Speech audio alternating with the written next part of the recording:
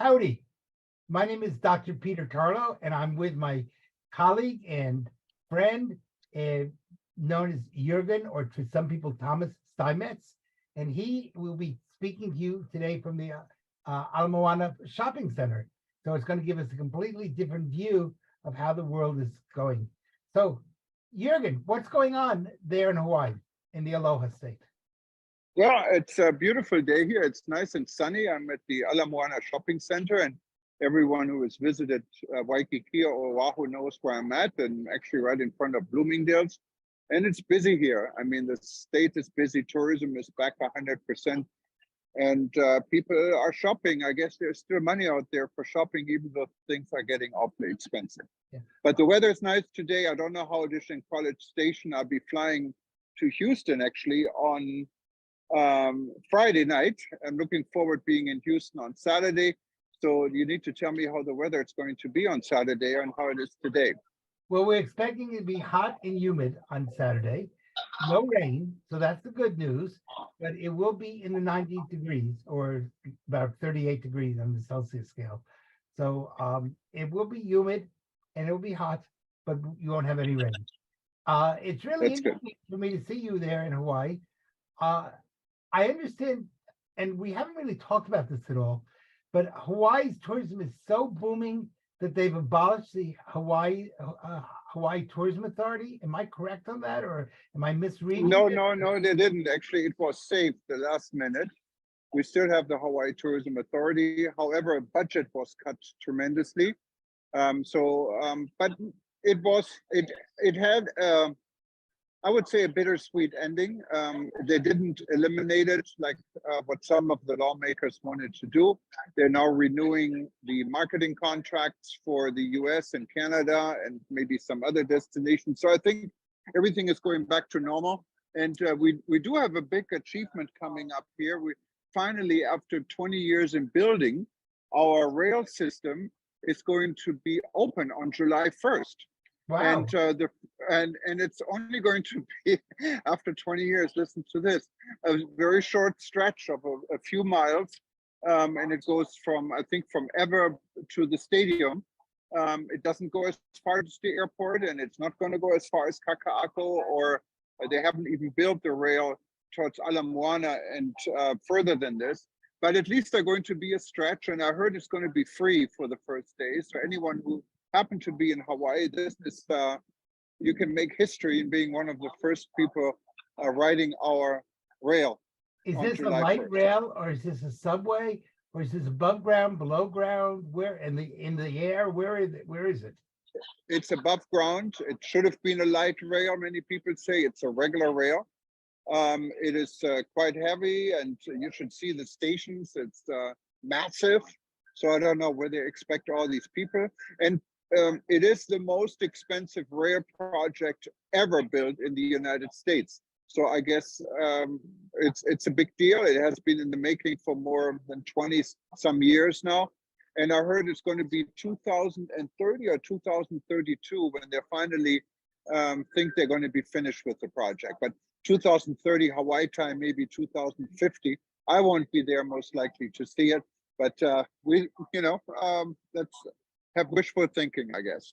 That's very interesting, especially when we talk about the importance of cutting back on gas and fossil fuels. I assume this train is an electric train then. It is an electric train from what I can see, yes. So we have a lot of electric cars. Actually, Hawaii is the #1 state in the United States for electric cars. And it makes a lot of sense because you really cannot go any more than really 100 miles back and forth from one side to the island to the other at the most. And an electric car can do this in one load. Well, so where are they getting the electricity from? Everywhere. I mean, even here at Ala Moana Shopping Center, you get free electricity at all the parking lots. No. Who's producing the electricity? It's got to come from someplace. It got to come from someplace. Don't ask me. I'm not the expert on this one, but I know you can. If you have an electric car, you won't have problem filling your car or charging your car in Hawaii. All right. Okay. I'm just wondering, is there enough? Hawaii doesn't have blackouts or brownouts electric brownouts? No, we do. It's not. We still have electricity that goes 24 hours. There's no blackouts. We do have blackouts, of course, and probably more than most places when the weather is bad, especially in the country and on the North Shore. When I lived there, we had blackouts all the time, but that's not because of a lack of electricity. It's because of old infrastructure I see. I see. All right. and fragile infrastructure.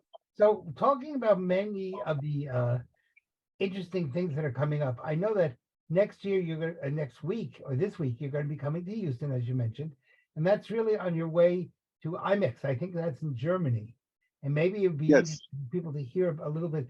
First of all, I think a lot of people don't know what IMEX is, and secondly, Well, I mean, anyone in the travel business probably have heard about IMEX. It's now the largest travel meeting and incentive show. There are two of them. One, the original one is in Frankfurt, Germany every year. And there's also IMEX America, what is in Las Vegas every year. It's quite Yeah. big. It's probably the #1 event now for convention centers and meeting facilities and hotels. So it's quite popular, and it's done by a gentleman who did this single-handed, who's still there, even though he's no longer the CEO. His name is Ray Bloom. I think his daughter or his son now runs the company. Amazing guy, I have to say. He is still there every time you go to IMEX. He's shaking hands with every single exhibitors when they leave at the end of a successful trade show. It has a lot of personal touch, and I it's a good understand. event. And we at the World Tourism Network are going to be having a stand there. Is that correct? Yes, we join our stand with eTurbo News. It's stand number F647. And there are still, I think we only have 3 slots left if you want to do an interview with us and meet us. We're pretty much sold out for the 3 days, but you can go to wtn.travel, click on events, or you can go to worldtourismevents.com. Last I looked, there was, I think, only one slot at 2 p.m. on Friday, and that may have been gone. But if not, just stop by the stand. We'd be happy to say hello and take your business card. And the good thing is we have a trial membership for World Tourism Network. So when you come by, you get several months for free with no obligation. You get your profile for World Tourism Network. So it's a really good way of getting a taste what WTN is all about. Exactly. And, of course, we now, I think WTN, if I'm not mistaken, we are now in about 132 countries around the world. And one of the great things about World Tourism Networking is exactly it. It's a place for people to network and gives people opportunities to get to meet colleagues or other people who might want to do business with you from different parts around the world. So I know we're talking about a series of workshops and academic presentations starting very soon and going through the rest of 2023 and entering in 2024. And people who want to become successful, this is a great way to get involved, not only with the World Tourism Network, but make your business even more international and get new clients from around the world. Yeah, we're about the SMEs, the small and medium-sized businesses in the world. Yes. And if you look at what is going on, and I will summarize this a little bit, if you haven't seen it, and maybe put it all together. A, B, and C is there right now about leadership difficulties in other larger organizations these days, and it really has a lot to do with politics in the organization and a very complicated bureaucracy. We don't have this. When we want to do something, we pick up the phone and we decide to do it, and we do it. So we're very easy, and I think that makes us more effective than others. If you look in the world today, we had a story about the CEO of Skoll International, who was let go back in last year, and she sued Skoll and now won a big court case in Torremolinos in Spain, and Skoll has to reimburse her.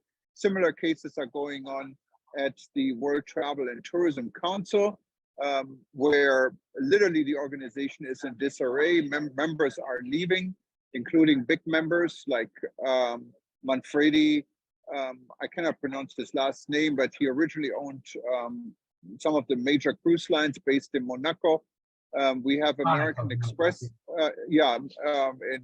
Monaco, it's a little country in the southern part of Spain, independent country. Independent of France, yes, Right. France. In English, it's pronounced Monaco in English. Monaco, okay, fine.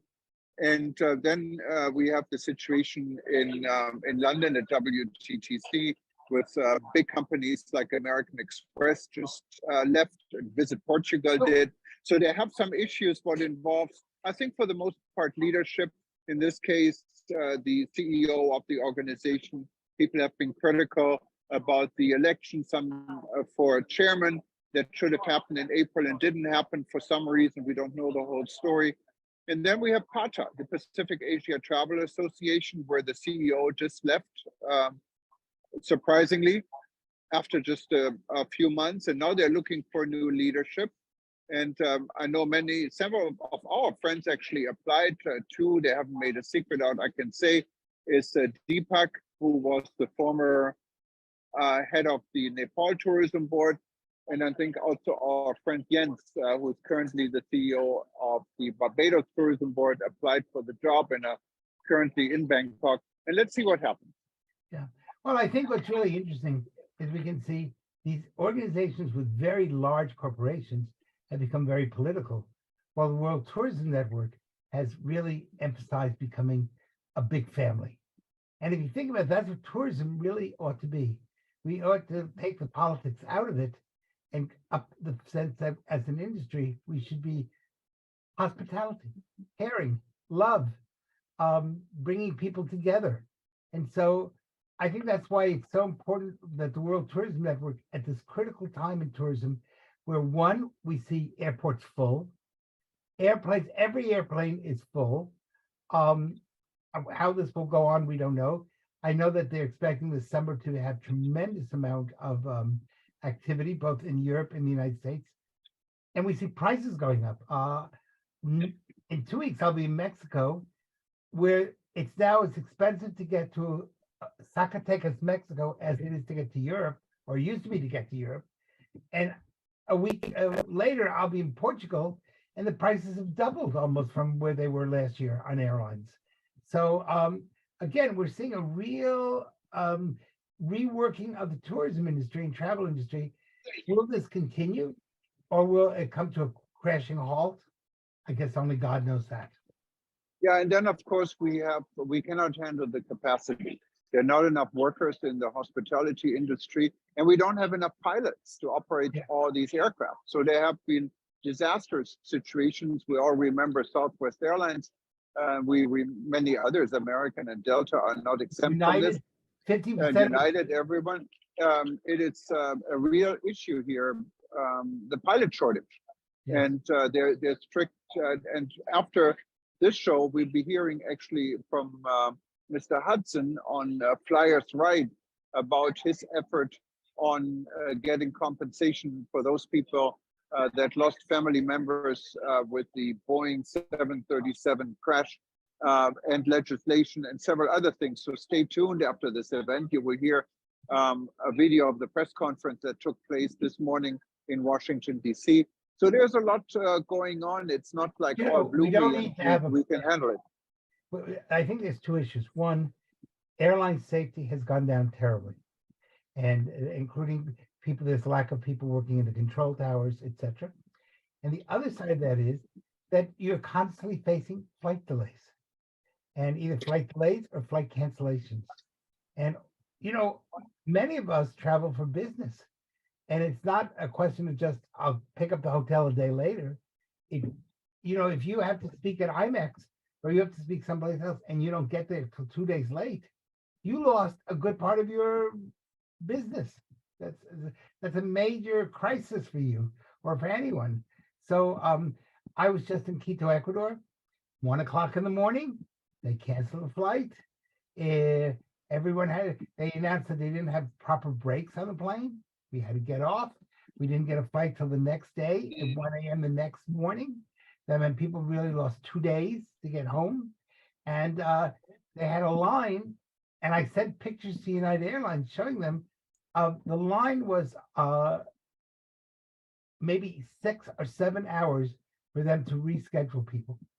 and you had women and children crying. There was no bathrooms to go to. It was awful.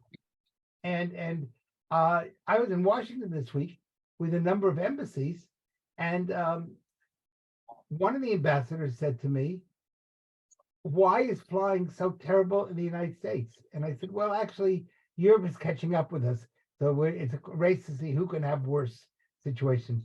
But the elegance of air travel has now turned into being nothing more than a bus in the sky, and that's really tragic." Yeah, it's not a bus. Bus rides can be very comfortable. Airline rides can be a lot less comfortable. Well And I said. never understand, when you fly to Honolulu, for example, make sure you go on a wide body plane. United, especially Hawaiian Airlines, offering a good variety of wide body planes, but God forbids, don't go on American Airlines from Los Angeles, San Francisco, or Seattle to Honolulu, or one of these United flights or Delta flights that operate still with the 737 or with an Airbus Neon. It's incredible bad. You don't have enough room, even as a medium-sized person, to turn around in the bathroom, and there's simply no room. You cannot maneuver anymore. It's just to be on this 5 or 6 hour flight like this, it's torture. Yes, and even on the mainland in the United States, and I think also in Europe, you have, for example, from Houston to Toronto, is that an embryo jet? One of these little regional jets.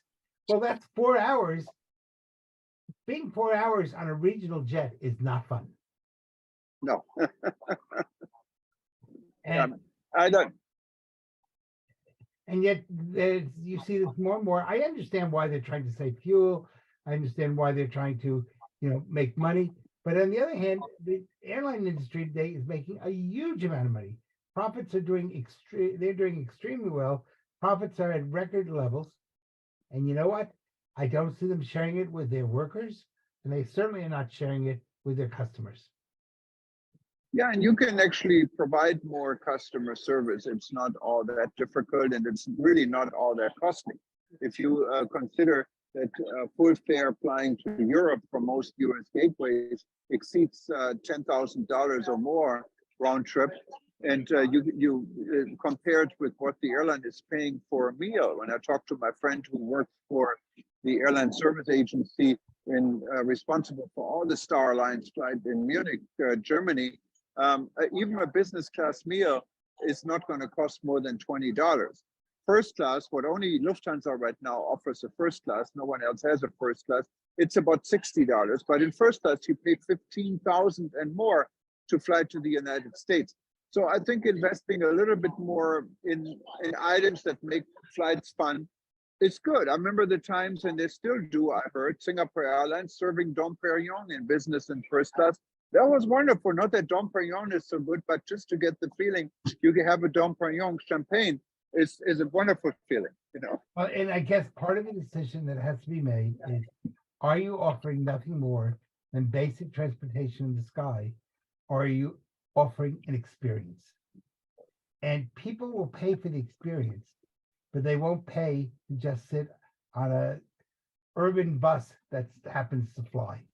And so, you kind of wonder, will they now have standing room only on airplanes, or they put us on some form of bar stool and figure out a way to strap us in onto a bar stool? It's tough. Honestly, I mean, you laugh, but EasyJet tried this. They didn't succeed with the application in the EU. I think it was in Ireland, that on flights of an hour or so, they did want to try standing rooms for cheap flights. So you are strapped to the wall or whatever, and you save money. But they haven't succeeded yet, but that doesn't mean try again. So I understand a lot of other events are taking place. I think you were telling me about some of your friends on the North Shore that are having birthdays. Yes, I wanted to say our congratulations to Tal from Giovanni Thai restaurant in Haleiwa. And it's her birthday, and I have to say it's really a special place. All of us at eTurbo News for many years and decades, almost the 2 decades or 25 years now in business, have been at this place, and we took our guests and friends there. It's wonderful. It's still home style cooking. 3 generations of the same family used to work there. Unfortunately, now it's still 3 generations. They actually had 4 generations, I'm sorry, and grandmother passed away a few years. And it's a wonderful feeling, and it really shows SMEs can be successful. They don't, you wait a little bit for your food, but it's all fresh. They have no microwave. They don't believe in microwave. And there's not going to be anything put in the food to make it look nicer or make it look more red or more green. No NGOs. And that's a concept you can really only find in restaurants that are done by families or under, special leadership. And tell happy birthday. And if you watch this, we're going to send you a copy of this. And we hope you enjoy your day on Friday. Thanks for the invitation. Unfortunately, I'm going to be on my way to Houston when you're flying. But I will have a sandwich on United Airlines or something and think about your excellent Thai food. Right. And you'll be coming during my birthday month, so you'll be able to bring me a present from Hawaii. Okay. And I heard even the fire department came to your birthday, right? Yes, I had a very unique, I sent you a picture of it. Very few people have a surprise. The fire department came, and we all got to take pictures with the fire department. Now that is truly customer service. Absolutely.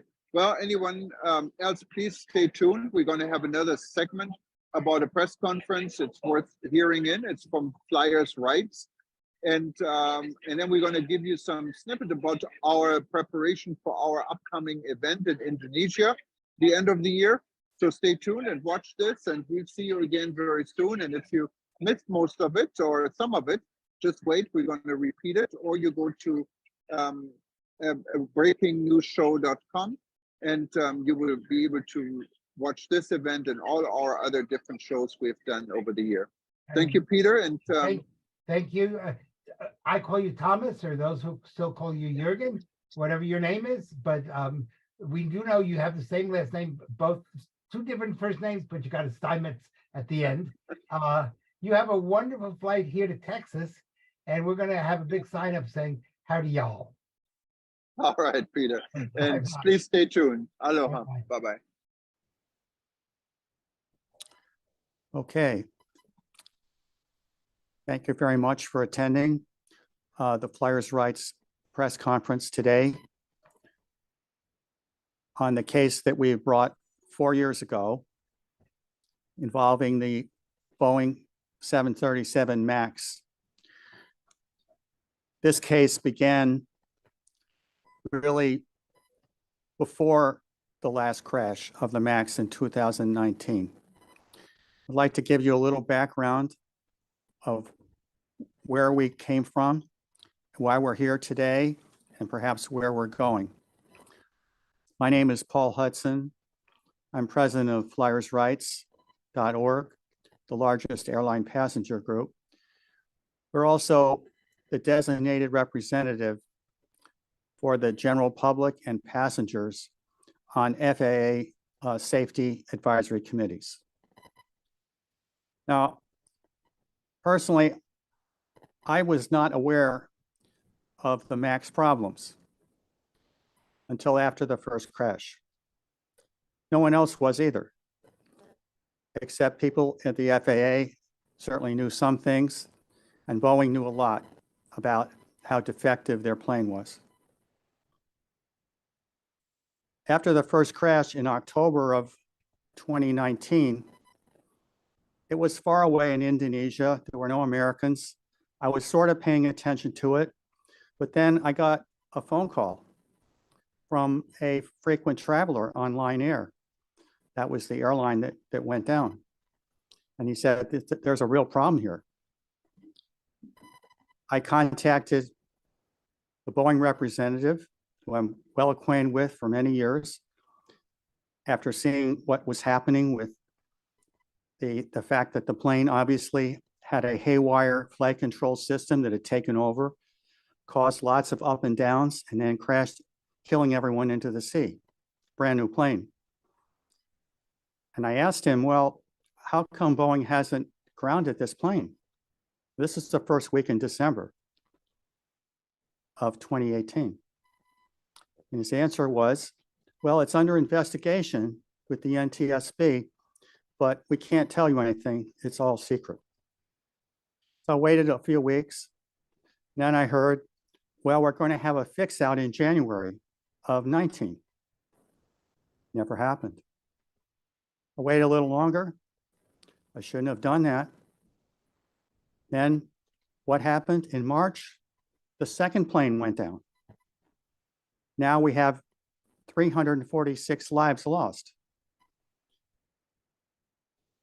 I then met with then Associate Administrator for Safety at the FAA. His name was Ali Barami.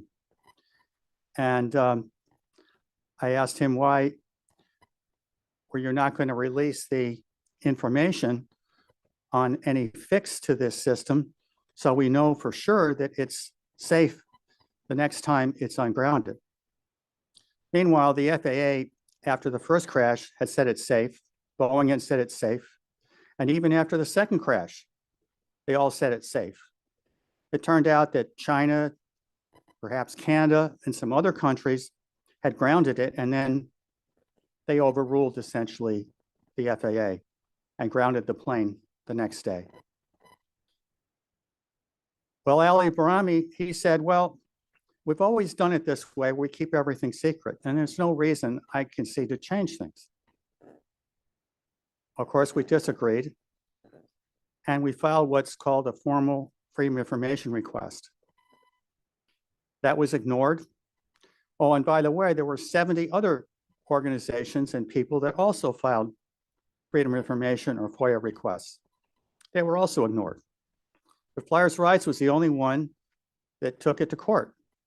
And in December of 19, we began this action, which today, this morning, there was an oral argument before the US Court of Appeals for the DC Circuit. Now, the issue is, should the FAA be able to keep secret essentially all the data relating to its decisions on aircraft certification, and more broadly on safety enforcement generally? We think the answer clearly is, particularly when you have a crash, the information should be public or at least released to outside experts so they can evaluate it. But the FAA disagrees.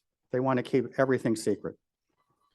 So in the litigation that began in the district court, we found out that there were approximately 95 documents, 9,500 pages of documents that they used to unground the MAX in November of 20.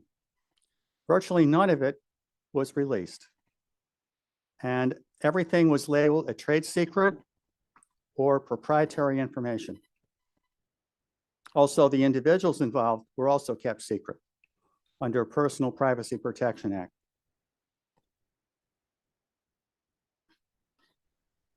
This policy, if it's ratified by the appeal court, won't just apply to the MAX, won't just apply to the FAA. It'll apply to all federal agencies.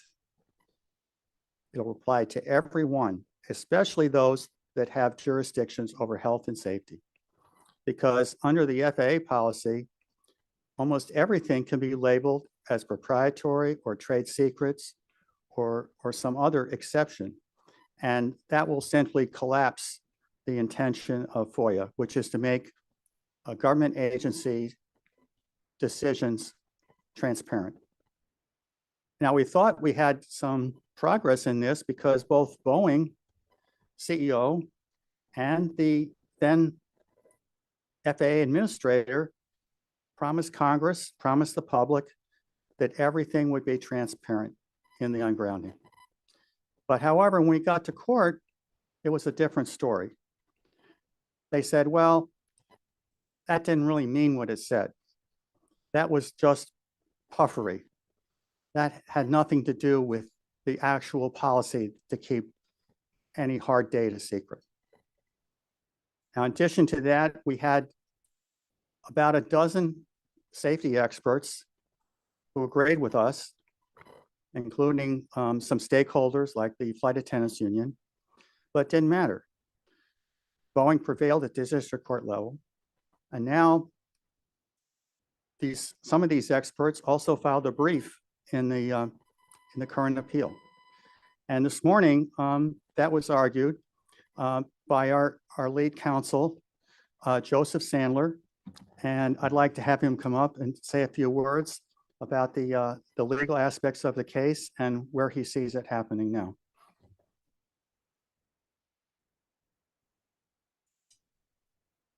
Thanks, Paul. So I think it's safe to say that in spite of the commitment of the current administration to greater openness and transparency and meaningful enforcement of the Freedom of Information Act, the courts have been making it more difficult to use FOIA to find out, in the words of the Supreme Court when it first came out, what the government is up to.